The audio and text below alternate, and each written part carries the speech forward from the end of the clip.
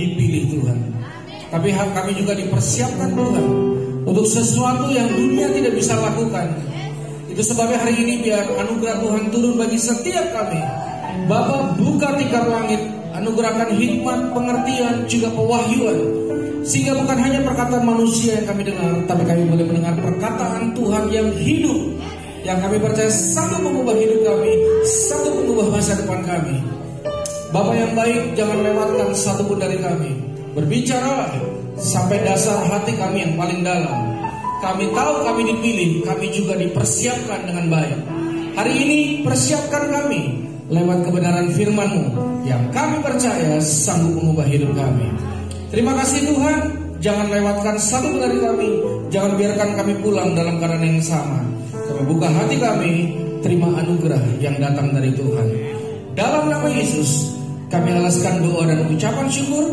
Dan mari kita yang bersyukur dan percaya bersama-sama kita katakan amin. Boleh tepuk tangan sekali lagi buat Tuhan yang dahsyat yang luar biasa. Dan sebelum kita dengar firman, boleh lihat kanan kirinya lalu bilang, saya senang banget duduk di sebelah kamu hari ini. Dan bilang lagi, kita pasti diberkati. Amin. Saya senang sekali duduk di sebelah kamu. Ya, diberkati. Sekali lagi shalom. Saudara, ini bro, gimana kabar sekarang? Puji Tuhan, sudah ikut paduan suara. Puji Tuhan, udah mulai gabung di Asyir. Tidak salah. Tapi kalau kamu ikut Asyir, kamu jadi paduan suara, kamu singer, kamu pemain musik, kamu pemimpin pujian, tapi sering ngebokep, masih sering bohong sama orang tua, masih sering lakukan hal diam-diam, masih sering lakukan sesuatu yang gak baik, saudara masih suka judi online, bertobat. Karena itu tidak mengekspresikan panggilan yang sesungguhnya. Karena panggilan akan membawa saudara punya kualitas hidup yang lebih baik. Bukan cuma aktivitas yang lebih baik. Makanya dia pilih saudara, karena dia tahu saudara tidak mampu kalau bukan kehadiran dan kelahirannya menjadi nyata dalam hidup saudara. Amin. Amin. Ingat, waktu Tuhan berjumpa dengan murid-murid termasuk saudara dan saya, tanpa basa-basi dia langsung berkata, ikutlah aku dan aku rubah kualitas hidupmu. Jadi saya berdoa sore hari ini, kita adalah orang-orang yang paling siap dirubah oleh Tuhan dan firman-Nya. Yang setuju katakan amin. Amin. Dan kita kan butuh itu teman-teman. Nih kalau mau jujur, saya bertemu dengan banyak banget orang-orang yang capek dengan kekristenan.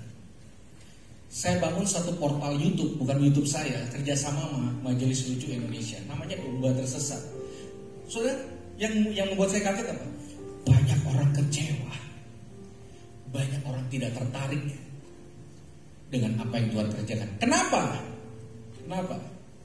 Karena banyak anak Tuhan beda di luar, beda di dalam. Ada banyak anak Tuhan gagal untuk memiliki integritas. Kadang-kadang dia menangis di hadirat Tuhan, tapi masih nyontek dan memberikan contekan. Bagaimana bisa? Makanya banyak orang bilang gini, kalau saya ikut Yesus, lalu gaya pacarannya kayak dia, lalu gaya hari-harinya kayak dia, mending tidak usah. Makanya sore hari ini, izinkan Yesus lahir di hati kita. Amin. Izinkan Yesus bangun karakter ilahi dalam hidup kita. Jangan terdistract, jangan terbuai hanya dengan aksesoris Natal, di mana pada akhirnya banyak orang hanya antusias kalau pas Natal doang. Saudara, hampir di banyak tempat waktu Natal pasang tenda, betul gak? Karena Natal kadang-kadang menampilkan begitu banyak hal. Wow, artisnya, wow, konsumsinya, wow, apa yang bisa didapat. Tapi biarlah Natal sore hari ini kita izinkan firman memastikan hidup kita berubah. Yang setuju katakan amin. Cuma orang yang dirubah Tuhan mampu jadi berkat di luar sana. Cuma orang yang mengizinkan firman mengubah hatinya, mengubah hidupnya, mengubah cara berpikirnya, yang akhirnya mampu bertarung dalam pertempuran hidup di luar sana. Jadi apa yang Tuhan mau bangun dalam hidup kita? Kualitas. Dan satu poin lagi saudara, kedewasaan. Ya, dia lahir supaya kita mampu, perhatikan saya baik-baik, meninggalkan realita hidup kekanak-kanakan kita. Saya mau tanya yang di ruangan ini, siapa yang berusia di bawah 20 tahun? Boleh angkat tangan? Banyak ya. Oke, boleh turunkan tangan. Siapa yang berusia 17 tahun? Di bawah 17 tahun ada? Oke, banyak. Oke, saya mau minta kamu yang baju putih laki-laki di depan saya boleh bangkit berdiri. Ya, sorry ya, saya mau tanya, boleh? Kamu umur 15, oke. Semua lihat ya. Mohon izin, namamu siapa? Boleh? Dian. Oke.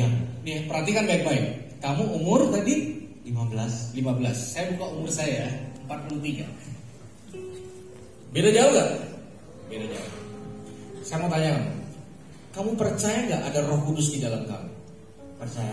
Kamu percaya gak ada Roh Kudus di dalam saya? Percaya. Sekarang saya mau tanya, Roh Kudus di dalam kamu adalah Roh Kudus usia 15 tahun gak? Enggak. Di dalam saya juga enggak. Artinya di dalam roh kita itu seumuran. Betul gak? Jadi jangan anggap mentang-mentang 15 tahun lalu Tuhannya di dalam adalah Tuhan yang 15 tahun. Di dalam kamu ada Tuhan yang sempurna, Alfa dan Omega, Tuhan yang dewasa, Tuhan pencipta langit dan bumi. Dia di dalam kamu dan dia di dalam saya. Jadi waktu kamu umur 15, saya 43, apa hal yang sama Tuhan bangun dalam hidupmu dan dalam hidupku? Kedewasaan. Supaya apa? Saya ninggalin sifat kanak-kanak saya, kamu juga ninggalin sifat kanak-kanak kamu. Disitulah kita merdeka merayakan Natal. Waktu kita mengizinkan Tuhan membuat kita makin dewasa. Thank you, boleh kembali dulu. Thank you.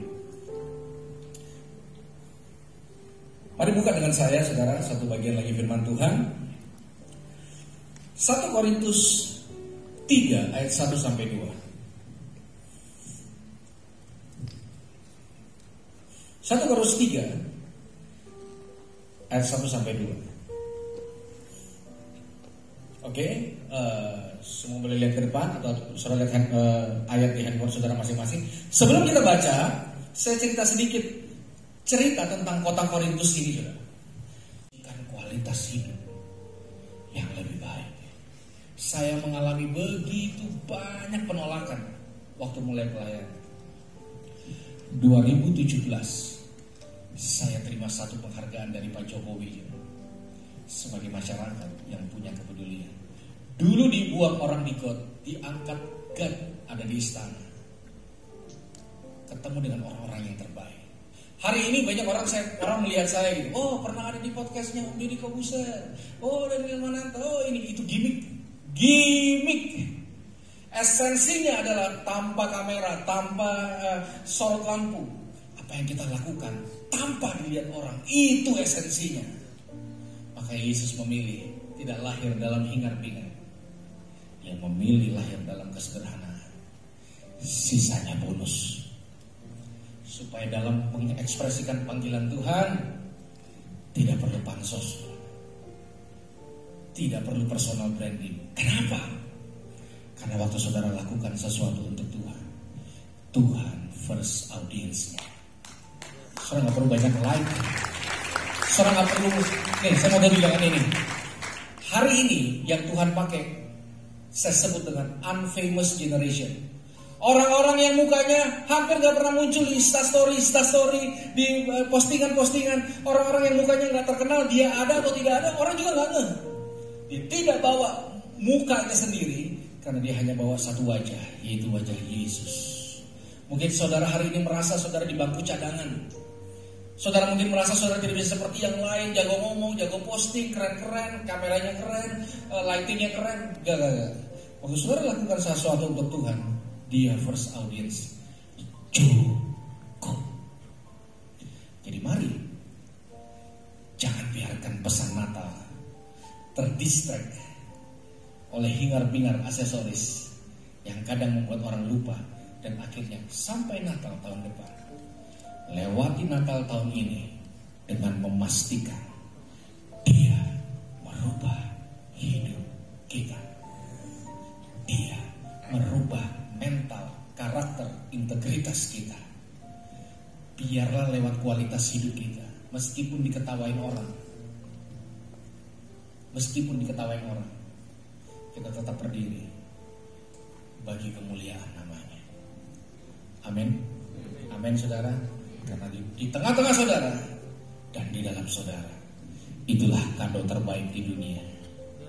Yesus lahir di dalam hati saudara. Mari ikut aku, dan aku akan menjadikan engkau dari penjala ikan menjadi penjala manusia bagi kemuliaan namanya. Boleh tepuk tangan buat Tuhan. Amin. Yang setuju katakan amin. Mari kita angkat saudara dan mari kita berdoa. Ini mau menyerahkan hidupmu untuk panggilan Tuhan. Artinya saudara mau memulai sebuah proses yang panjang.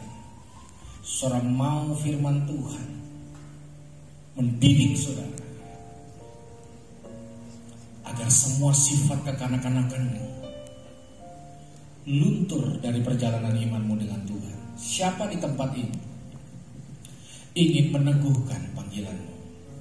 Saya percaya waktu saudara ambil satu langkah, dia mampu buat ribuan langkah di depan kita. Dan saya berdoa hari ini menjadi momentum buat saudara sungguh-sungguh dipilih dan dipakai Tuhan. Kalau saudara orangnya, saya minta semua kepala tertunduk dan mata tertutup.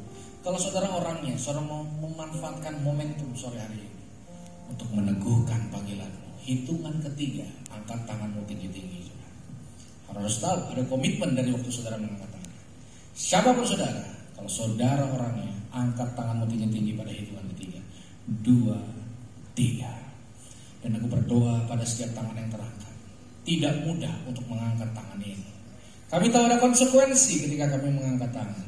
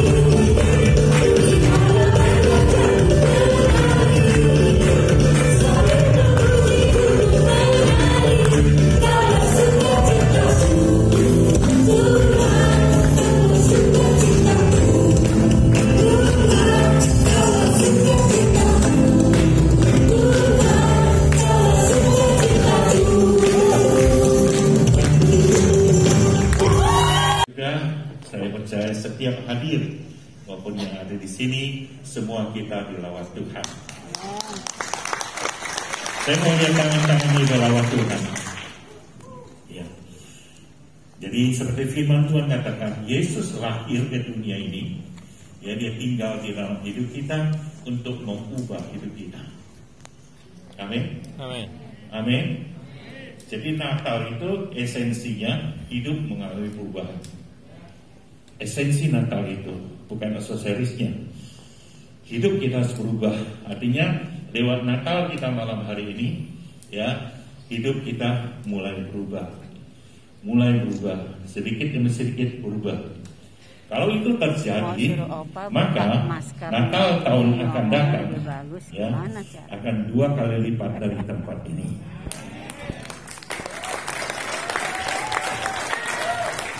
2 kali lipat. Jadi sekarang malam ini kan 300. Jadi Natal tahun depan 900.